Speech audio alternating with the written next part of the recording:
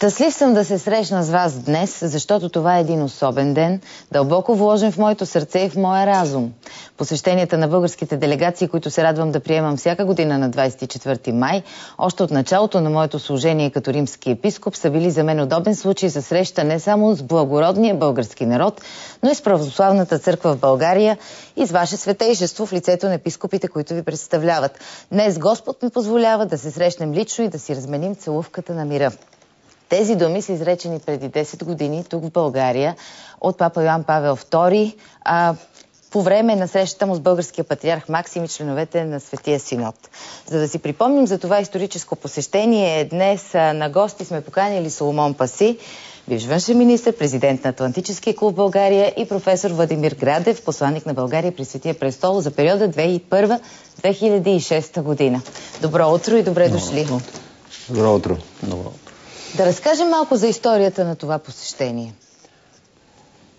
Посещението на папа Йоан Павел II в България е един от дългосрочните стратегическите проекти на Атлантическия клуб, който ние изпълнявахме в продължение на 8 години между 1994 и 2002 година.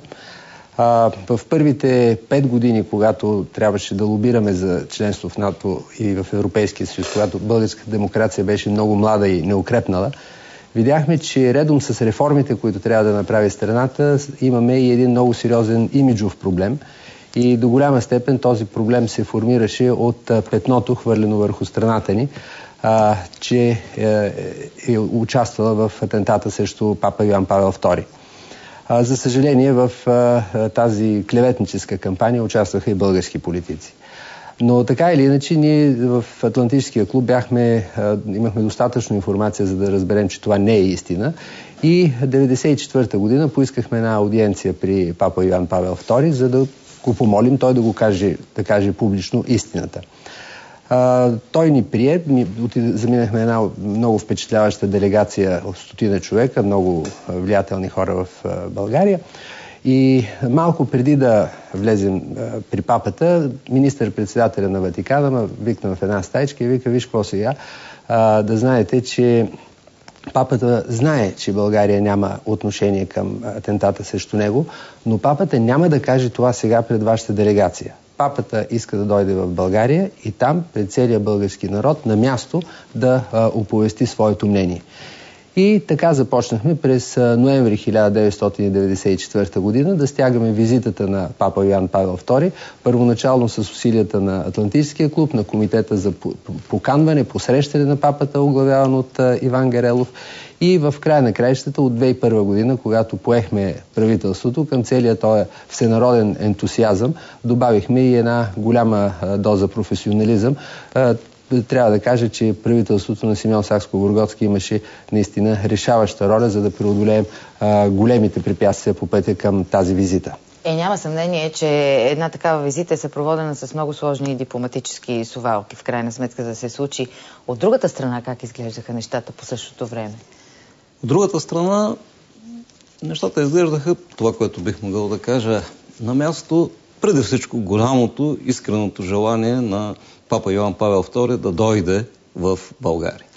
Както ние се стремяхме да влезем тогава в Европейския съюз, както хубаво каза и министър Паси, Йоан Павел, една от големите негови мисии на неговия понтификат, една от основните негови цели и задачи беше възстановяването на общия дух на Европа след падането на Берлинската стена, за която той имаше огромна роля, изигра решаваща роля. Просто със своята вяра и надежда той зареди милионите хора през 80-те години, за да се случи това. И Йоан Павел, блаженният Йоан Павел II, искаше Европа, както той често обичаше да казва, да започне да диша с своите два бели дроба. Не случайно, още през 1981 година той беше провъзгласил братята Кирил и Методий за покровители на Европа и голямото му желание беше да посети всички славянски страни и особено, защото не трябва да се забрави неговата широка славянска душа и разбира се и България. За нас беше изключително важно мисля, че все още не сме го използвали до край, самия факт, че той дойде в България тъкмо на празника на братята Кирил и Методий. Нещо, което на нас не се струва съвсем естествено, но по този начин той утвърди, легитимира в Европа и нашето наследство и мисля, че това е един от големите приноси на неговото посещение. А както каза и министър Паси, както и вие прочетахте в началото, че той дойде в отговор на посещенията на делегациите, бих казал, че последната решаваща среща, единственото изключение от посещението на тези правителствени делегации беше нея година, тъй като папа Йоан Павел II идваше в България на 24 май, делегацията естествено не можеше да дойде и тогава водената от министър Паси делегация дойде на 11 май. Единственото радостно изключение в този случай, което е и църковния празник на православния календар. Да. Сега разбирам, че за да се организира една такава среща, една такава висока визита, историческа среща, без никакво съмнение, и то на българска земя, е необходим изключителен политически и дипломатичен ресурс, но и чисто канонично също, вероятно, не е било лесно това да се случи. Казвам ви го, защото чисто свидетелски аз се намирах в Гърция и работех там, когато папата посещаваше гръцката страна. И знам какво костваше на гръцкото правителство да отстои това посещение пред гръцката православна църква, например. И пред по-скоро дори някои кръгове, свързани с нея, които бяха против това посещение. Как се стигна до това общо съгласие, до тази среща? Бих казал, че Българската православна църква и по-точно Светия Синод прояви необходимата гъвкавост. Наистина, за да приеме папа след колко века, господин посланник, схизма в църквата? Схизмата е от 1054 година, значи повече от 1100 години. Да, след 11 века схизма между двете църкви. Това наистина е историческо посещение и се нуждае от трансформация на мисленето. Но, слава Богу, трябва да кажа, в състава на Светия Синод имаше и продължава да има много напредничави епископи, които подкрепиха идеята и тя се случи. И това стана за добро на България. В края на краищата, дори като си помислим, че в резултат на тази визита или заради тази визита и с изключителната подкрепа на посланник Владимир Градев по това време в Ватикана, България получи подарък църква в центъра на Рим. Ние получихме шанса да бъдем единствената държава, даже тук да кажа и Атлантическия клуб, единствената частна организация, която успя да построи паметник във Ватикана. Няма такова чудо. Тоест, нашето огромно присъствие там е видимо, но искам малко отново да се върна към историческия момент. Аз не съм суеверен човек, но все пак не мога да не направя връзка с това, че молбата ни към папата да благослови нашата външна политика през 2002 година, той дори благослови буквално трабанта, който бяхме паркирали пред НДК, и той благослови целите ни членство в НАТО и в Европейския съюз, започнаха да се материализират веднага след това. Същата 2002 година, през ноември месец, получихме покана за членство в НАТО на срещата в Прага. Същата 2002 година към края успяхме да договорим с датското председателство годината за членството ни в България, което беше голямото деблокиране на преговорите с Европейския съюз. Така че сега, когато трябва да бъде канонизиран за светец папа Йоан Павел II, смятам, че този негов принос може да се брои като чудеса. Неговата благословия, която ни донесе или помогна да дойдат тези заветни цели на България. Разбира се, евроскептиците веднага ще ви кажат, че в момента Европейския съюз се нуждае от чудо, за да оцелее. Но трябва да кажем, че в случая напълно важи поговорката "помогни си сам, за да ти помогне и Господ".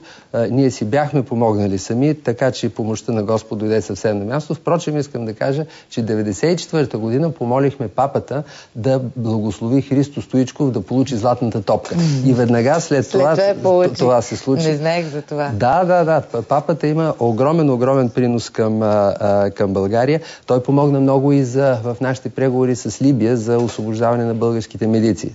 Много дискретно, но много сърцато по многото канали, с които разполага Ватикана.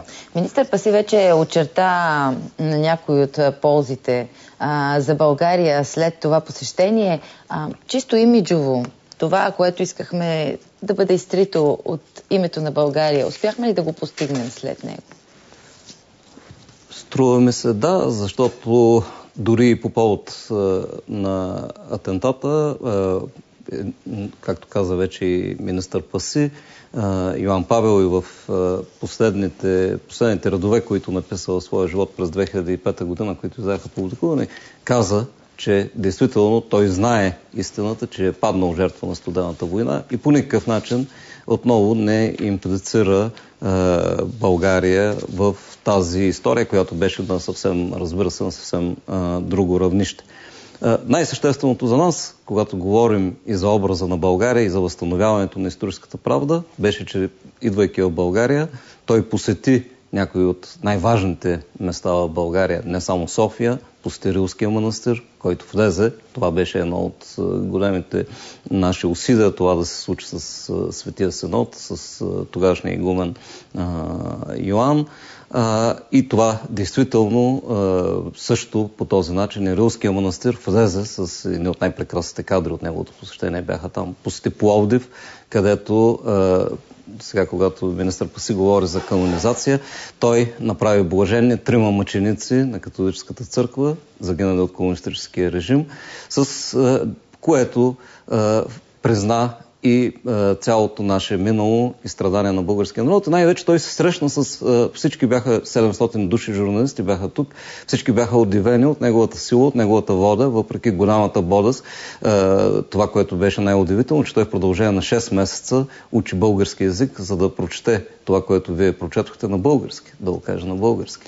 И това той го направи на 82 години, вече болен от Паркинсон. Той преодоля всички бариери, за да дойде при нас и съвсем естествено от нас зависи ние да развиваме и това да бъде все по-добро за България. По повод на Европа само ще добавя, действително, както вие казахте, евроскептиците, една от причините за сегашните проблеми на Европейския съюз е факта, че не се прие Европейската конституция и тази конституция на времето не се прие, чисто и просто, защото мнозина отказаха да се приемат това, което искаше Йоан Павел за духовните християнските корени на Европа. По този начин Европа загуби някакси вътрешната си, духовната си мотивация и една от нашите цели сега, именно с делото на братята Кирил и Методий, именно с това, което сме започнали, ние да видим, че Европа не е само магистрали, че Европа не е само евро, че Европа е преди всичко общия дух, който ни обединява. Събудихме някои спомени от съвременниците, а те мисля, че са повечето от нас. Да. Искам да благодаря на десетките, стотици, хиляди българи, които се включиха в тази инициатива, в комитета, който беше създаден, защото тази инициатива хич не беше консенсусна през 1994 година.